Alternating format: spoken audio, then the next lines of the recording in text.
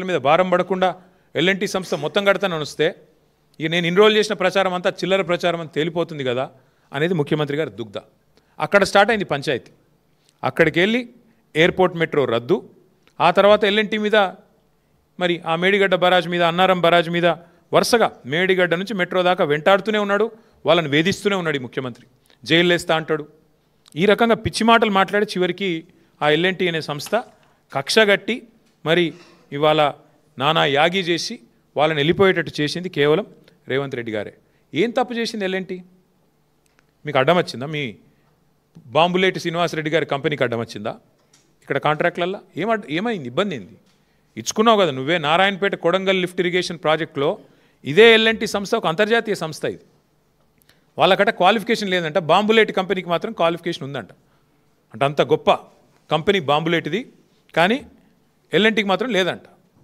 అట్లా ముఖ్యమంత్రి గారు కక్షగట్టి ఆయన సొంత నియోజకవర్గంలో ఉండే నారాయణపేట కొడంగల్ వరకు కూడా ఎల్ఎన్టీని కావాలని టెక్నికల్గా డిస్క్వాలిఫై చేయించి ఇన్సల్ట్ చేసి మీరు మా రాష్ట్రంలో నేనున్నంత కాలం పనిచేయడానికి వీల్లేదు అని చెప్పి కక్షగడితే చివరికి వాళ్ళు ఈయనకు వంత పాడకపోతే, మేడిగడ్డ కొట్టుకపోతుంది అని నువ్వు చేసే చిల్లర ప్రచారానికి వంత పాడకపోతే అది రిపేర్ చేయొచ్చు, ఆ రిపేర్ కూడా మేమే చేస్తాం 250 కోట్లు పెట్టి అని చెబితే నీకు నచ్చక వాళ్ళకు కాంట్రాక్టులు దక్కకుండా చేసి, వాళ్ళని బతకనీయకుండా చేసి, సంస్థ లాభాలకు వెళ్ళి నష్టాలకు పోయేటట్టు చేసి చివరికి ఈ రకంగా ఎలగొట్టిండి. వాళ్ళ మెడలు పెట్టి నూకేసినట్టు ఒక రకంగా చెప్పాలంటే. తెల్లారులేస్తే ఈ ముఖ్యమంత్రి గారు మీరు వింటూ ఉంటారు, ఖజానా ఖాళీ, నా దగ్గర పైసలు లేవు, కోసుక తింటారా నన్ను, ఏం చేయాలి నేను అని మాట్లాడతారు. తెల్లారులేస్తే అప్పు పుడతలేదు అని తెల్లారులేస్తే డైలాగు రోజు. మరి వాళ్ళు నేను అడుగుతున్నా ముఖ్యమంత్రి గారిని, 15,000 కోట్ల రూపాయలు ఇవాళ మీరు తీసుకున్న ఈ అనాలోచిత నిర్ణయం వల్ల 15,000 కోట్ల రూపాయలు ఏదైతే ఒక ప్రైవేట్ సంస్థ భారం మోసిందో ఇన్ని రోజులు, ఇవాళ అది మొత్తం వచ్చి రాష్ట్ర ప్రజల నెత్తి మీద పడ్డది. నీ అనాలోచితమైన నీ తప్పుడు విధానాల వల్ల, నీ బ్లాక్మెయిల్ రాజకీయాల వల్ల, నీ అహంకారపూరితమైన నియంతృత్వ పోకడల వల్ల ఇవాళ ఒక ప్రైవేట్ సంస్థ గత 12 ఏళ్ళుగా 13 ఏళ్ళుగా మరి ఏదైతే ఆ భారం అంతా మోస్తూ ఫస్ట్ ఫేజ్ అంతా కట్టిందో, ఇంకా 70 దాకా కూడా వాళ్ళకు ఒప్పందం ఉందో, ఒప్పందం ప్రకారం వాళ్ళే మోయాలా. నష్టం వచ్చినా కష్టం వచ్చినా వాళ్ళకి ఇచ్చిన భూముల్లో కట్టుకోవాలి. ఆ కట్టుకున్న ద్వారా మీకు ఐడియా ఉండొచ్చు, లేదంటే ఒక నిమిషం చెప్తాను. మెట్రో సంస్థకి అప్పట్లో ఉన్న ప్రభుత్వం, కాంగ్రెస్ ప్రభుత్వం 280 ఎకరాల స్థలం ఇచ్చింది హైదరాబాద్లో, విలువైన స్థలం. ఏం చెప్పింది వాళ్ళకి?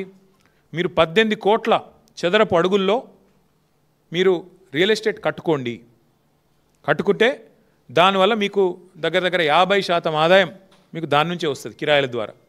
18 కోట్ల అడుగులు అంటే 18 crore square feet of constructed space కట్టుకోమని చెప్పి ఇచ్చినారు.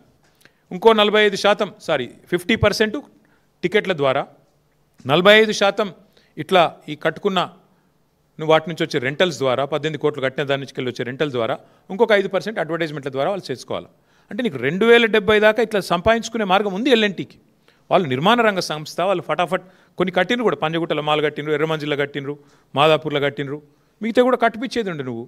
ఇప్పుడు ఆ 15,000 కోట్ల భారం వాళ్ళ మీదకి వెళ్ళి నీ నెత్తి మీద ఎందుకు పెట్టుకున్నావు? నీ నెత్తి మీదకి వెళ్ళి బలవంతంగా రాష్ట్ర ప్రజల మీద ఎందుకు రుద్దుతున్నావు? ఇవాళ ఉదయం ఆసిఫాబాద్లో మా ఎమ్మెల్యే కోవాలక్ష్మి గారు ఐటీడీఏ ఉద్యోగులు, అవుట్సోర్సింగ్ ఉద్యోగులు 7 నెలల నుంచి జీతాలు వస్తలేవని ధర్నా చేస్తుంటే ఆడ పోయి వాళ్ళకి సంఘీభావం అని చెప్పి వాళ్లకు మద్దతుగా గొంతు కలిపింది మా ఎమ్మెల్యే కోవాలక్ష్మి. ఐటీడీఏ ఉద్యోగులు, చిన్న ఉద్యోగులు, అవుట్సోర్సింగ్ వాళ్ళు, వాళ్ళకు 7 నెలల నుంచి జీతాలు లేవు.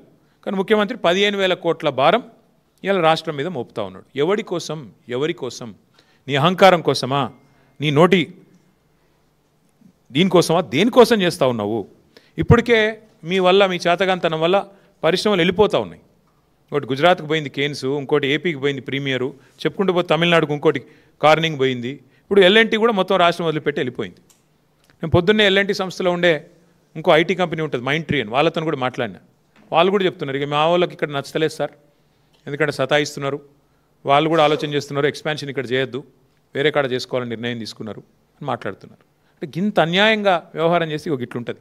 ఇప్పటికే 2,20,000 కోట్లు అప్పు చేసిండు రేవంత్ రెడ్డి. ఈ 22 నెలల్లో నెలకు 10,000 కోట్ల రూపాయల చొప్పున కాగ్ చెప్పింది, నేను చెప్పట్లేదు. 2,20,000 కోట్ల అప్పు చేసిండు. ఇవాళ మరొక 15,000 కోట్ల అప్పు. దీనివల్ల ఎవరి కోసం? దేనికోసం? ఈ అప్పు ఎవరు కడతారు? నేను అడిగేది ఈ ముఖ్యమంత్రి గారిని, మీరు దేనికి పైసలు లేవంటారు? ఆర్టీసీ కార్మికులను ఆదుకునేందుకు పైసలు లేవు, ఉద్యోగస్తులకు డిఏలు ఇచ్చేందుకు పైసలు లేవు, రిటైర్డ్ అయిన ఉద్యోగులకు రిటైర్మెంట్ బెనిఫిట్స్ ఇచ్చేందుకు పైసలు లేవు, 6 గ్యారంటీల అమలుకు పైసలు లేవు. మరి 15,000 కోట్ల అప్పు ఎందుకు, ఎవరి కోసం, ఏ కారణం చేత మీరు తీసుకుంటున్నారో చెప్పాలని చెప్పి నేను కోరుతా ఉన్నా. మాకైతే స్పష్టమైన సమాచారం ఉంది. ముఖ్యమంత్రి గారి ఎజెండా పెద్దగా ఉంది. ముఖ్యమంత్రి ఏం చేసినా దాని ఇంకొక లెక్క ఉంటుంది. ఆ లెక్క ఏంది అంటే ఈ 280 ఎకరాల మీద ముఖ్యమంత్రి గారికి ఆయన అనుయాయులకు కన్నుపడ్డది.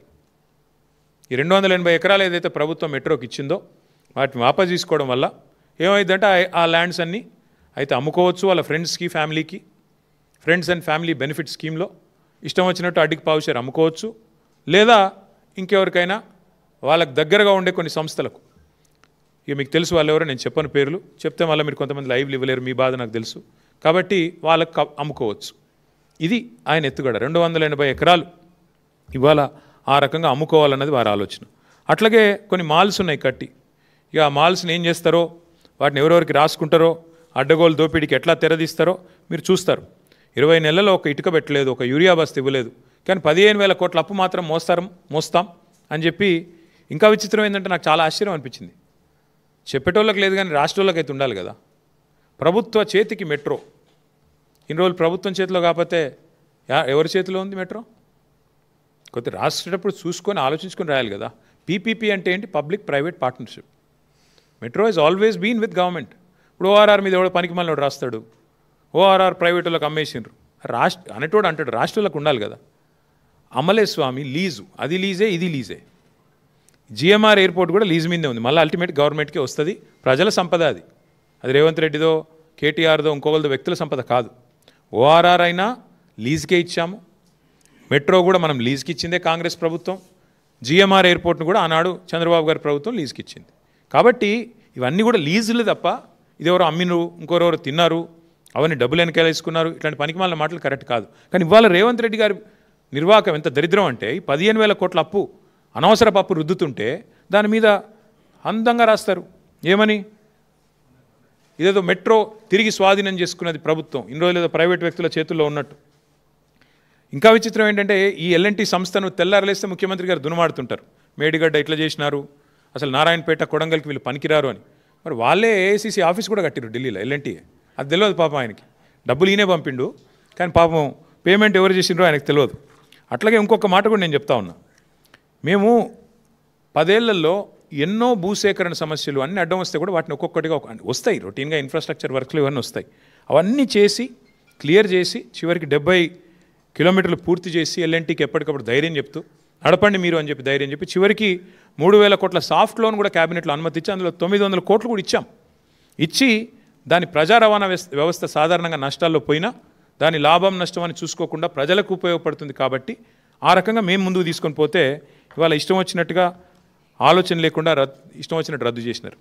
ఇంకా విచిత్రమైన ఒక మాట చెప్తాను మీకు, ప్రజా రవాణా పట్ల ముఖ్యమంత్రి గారికి ఉన్న అవగాహన గురించి. రహేజా మైండ్ స్పేస్ దగ్గర రోజు ట్రాఫిక్ జామ్ అవుతున్నది, ఇవాళ రేపు మీరు రోజు వీళ్ళ పెడుతున్నారు సోషల్ మీడియాలో, పిల్లలు కూడా ఓ ఇంత ట్రాఫిక్ అయింది, అంత ట్రాఫిక్ అయింది, ఆ టీ హబ్ దగ్గర, టీ వర్క్స్ దగ్గర అని మీరే పెడతారు. కొంతమంది నన్ను తిట్టేటోళ్ళు కూడా ఉన్నారు అందులో కింద, ఎప్పుడు ట్రాఫిక్ జామ్ అయినా ఇంకా కూడా నన్నే తిడుతున్నారు. సరే అది ఓకే. వాస్తవం ఏంటంటే ఈ ఎయిర్పోర్ట్